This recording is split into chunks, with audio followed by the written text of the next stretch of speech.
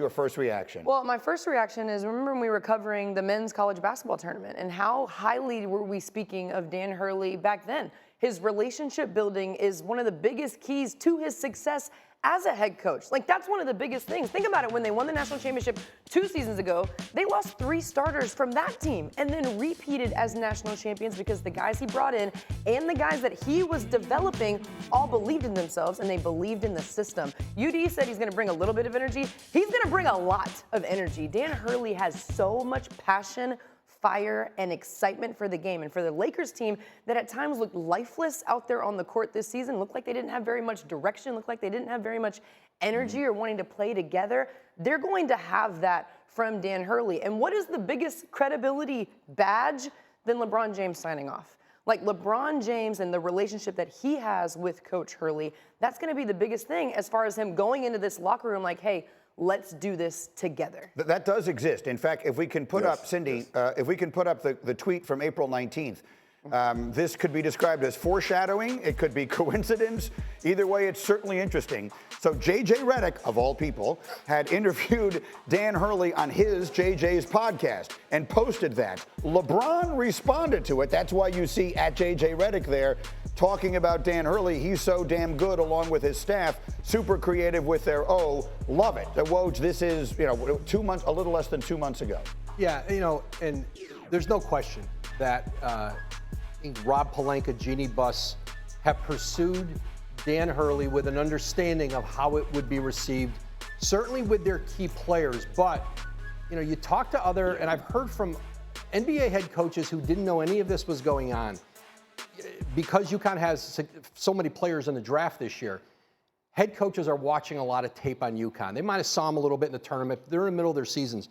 They're watching tape on Donovan Clingan and Spencer and Stefan Castle. Right. And more than one has commented to me about how sophisticated their offensive actions are, how their stuff they would like to take from what UConn's doing, and that they're running stuff in college they don't see other coaches running, and that they think it would translate to the NBA. Certainly, Rob Pelinka believes that. There's no question there's an adjustment. It is a major adjustment. The NBA is almost an entirely different sport than college basketball. But I think getting the right staff around a coach like Dan Hurley, understanding there's a learning curve. But I think what the Lakers view, when you talk about trying to have a program in the NBA, who are the college coaches who've done well? Billy Donovan going to Oklahoma City. Now, he took over a championship-ready team. He came in a situation where he was asked to win a title right away. Quinn Snyder goes to Utah in a rebuild. They draft Rudy Gobert. They draft Donovan Mitchell. And they develop this group. But they saw it as a program. Brad Stevens to Boston. Those are the success stories.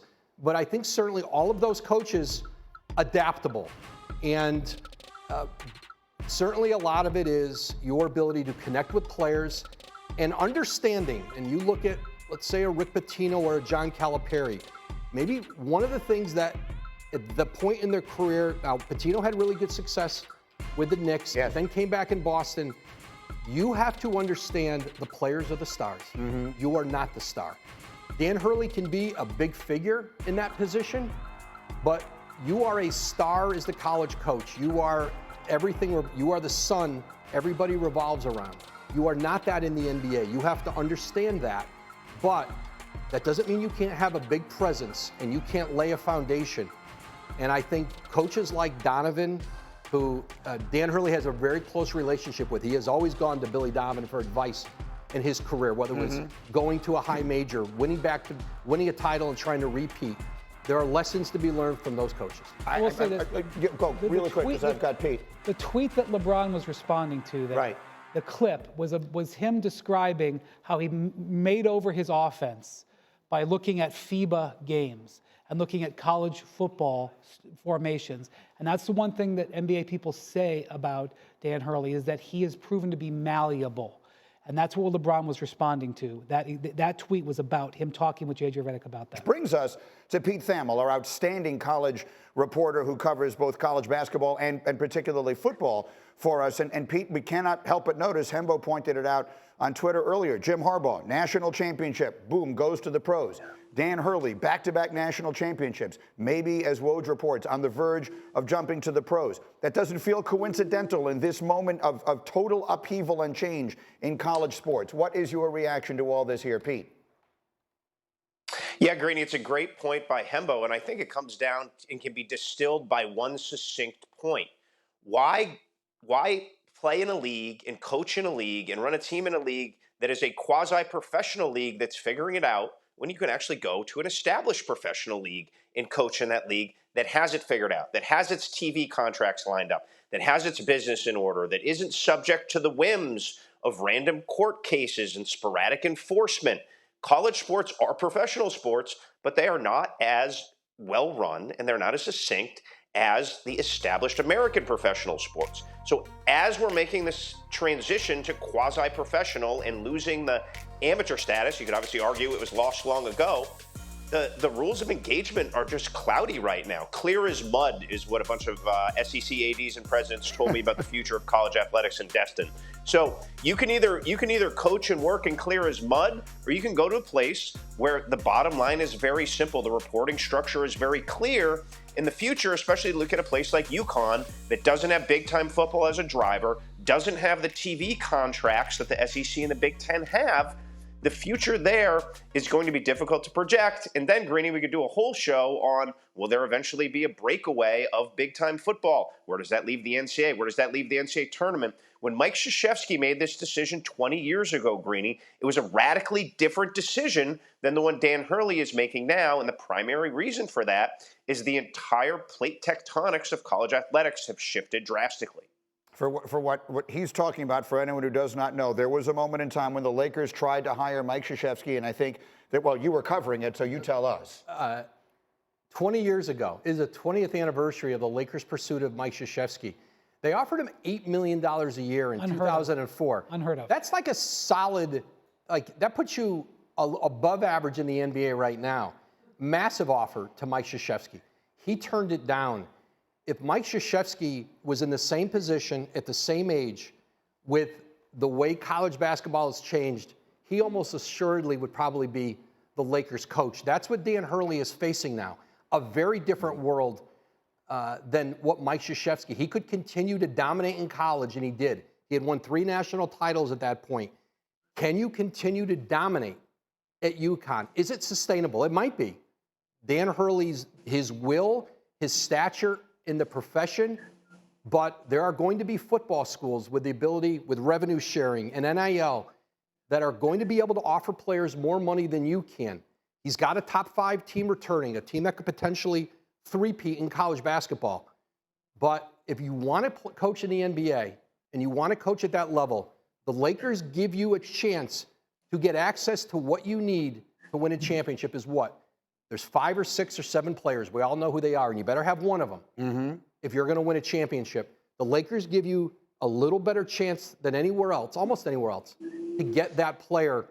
And, you know, that's certainly everything Hurley's got to look at right now. Well, the one thing that college athletics has now lost, and again, this is just from talking to coaches and from what I've seen, is selling the brand. Like Coach K back in the day could say, hey, do you want to come play for Duke? Do you want to be a part of Duke basketball? It meant something, the brotherhood. I'm not saying it doesn't mean anything now, but it means a lot less when I could go to Duke for this amount of money or I can go somewhere else for more money. So the money playing into it, the brand doesn't necessarily mean something as much anymore in college athletics.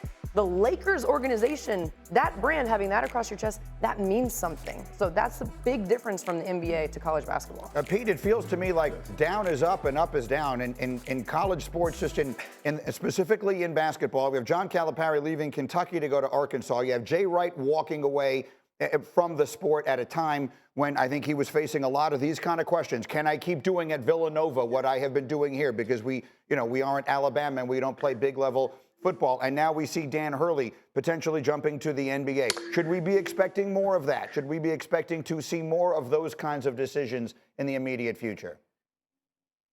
Well, I think Dan Hurley accidentally summed this up for you, Greeny. In a couple weeks after they won the title, he tweeted out Portal Day 1, and it's a picture of him lying in the fetal position in his office, having to deal with that. And that's Dan Hurley's personality to a T, by the way. He's sarcastic to the point of caustic, and it's sort of a delightful Northeast way. But I think what Dan Hurley is saying is college basketball is a year-to-year business. Your roster one season has very little to do with your roster the next season. I think if you walk in the average American sports bar right now and say, can you name 5 college basketball players for next year? I don't think anyone can unless they're like a hardcore message board fan. And that constant churn and that constant turnover makes it challenging to do what Woj said Dan Hurley does so well. Run a program, be a program builder. When you have all these new starters, like Andrea pointed out earlier, and then your roster is 80% different every year, that becomes taxing and unsustainable over a long period of time if you're going to pour into these players and really have your program built on development. How would you feel about Dan Hurley being your next coach? Greeny, I love it. I love it. I heard UD talk about, getting comfortable with being uncomfortable. That's something that, from the football side, Bill Parcells taught and Bill Belichick taught. And it's really how players respond. Being in that uncomfortable state, you get the most out of your players. And there's a couple reasons why I love this move. Number one, pedigree. Okay, we're talking about Dan Hurley, who's a basketball lifer coming from a basketball family. Kind of equated to the Harbaughs in the way the Harbaughs, their father was a legendary high school football coach. Both brothers, John and Jim, both successful head coaches, both in collegiately and the professional level. And I think Dan could do the same thing with this Los Angeles Lakers program. Number two, we talk about program builder, okay? I've said before on the show, Greeny, I think the Big Three era is done. You just don't have enough horses on the roster to be able to sustain the whole season. I think you got to be able to have stars, but you also got to be able to build out your roster. And that comes with development. We talk about players like Austin Reeves and Rui Hachimura, developing those guys and some of the other younger guys on the Lakers roster. If you think about the series against the Denver Nuggets, where they got the gentlemen swept, they literally lost in 5 games by a total of 11 points. Those games were lost in the margins. Imagine what a coach could do developing some of our younger players and having those guys stepping up when outside of LeBron James and Anthony Davis. Okay, that's where the NBA is right now. You got to be able to develop these guys. I heard Woj talk about how the CBA is now set up where you can't have the big, all these big-time players on your roster. You just can't do it. You got to be able to develop these players, and that's where I think a coach who whole aspect is about developing can really help the Los Angeles Lakers creep up in the Western Conference. Really well said. Yeah, this is one of those days, we all judge a basketball three-pointer by how many bangs Mike Breen gives it. This one's 3 Woj bombs today. I put 3 emojis. Bam, bomb, bomb. Enormous. All right.